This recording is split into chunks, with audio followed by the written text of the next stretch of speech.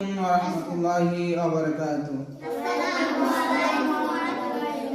আলহামদুলিল্লাহ, সমস্ত প্রশংসা সেই মহান আল্লাহ তাআলার জন্য, যে মহান রব্বুল আলামিনের অশেষ মেহেরবানিতে আমরা বিশুদ্ধ কোরআন পদ্ধতিতে কোরআন শিক্ষার ক্লাস আমাদের চলমান।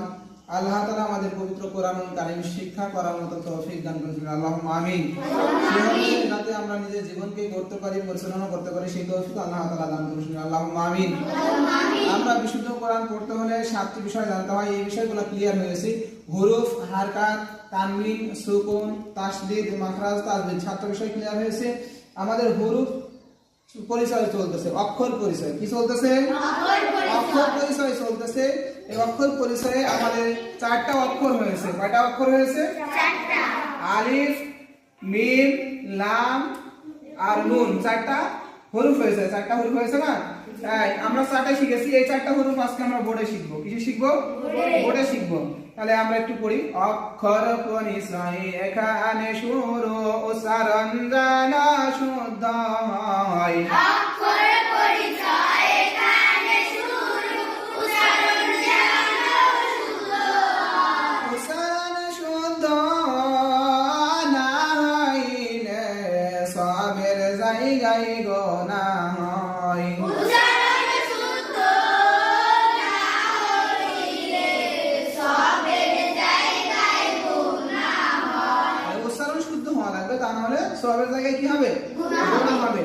তাই 1 নম্বর যে হরফটা সেটা বলতেছে, বলপেনের মতোই দেখা যায় আলিফ তার নাম, আলিফ তার নাম।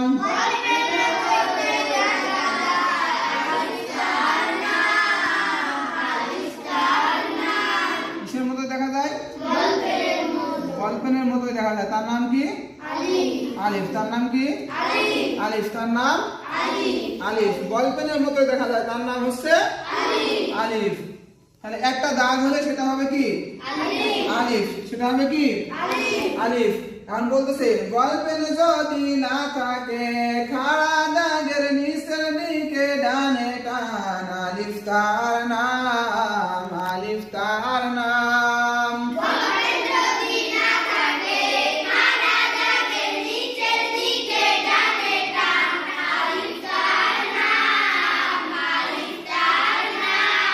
তার নাম কি? আলিফ। খাড়া একটা দাগের নিচে ডান দিকে টান হবে। কোথায় টান হবে? ডান দিকে টান হবে। খাড়া দাগের নিচের দিকে কোথায় টান? খাড়া দাগের নিচের দিকে ডানে টান। খাড়া দাগের নিচের দিকে ডানে টান। আলিফ তার নাম। এই আলিফকে আবার হামজা বলা হবে। আলিফকে আবার কি বলা হবে? হামজা বলা হবে। আলিফকে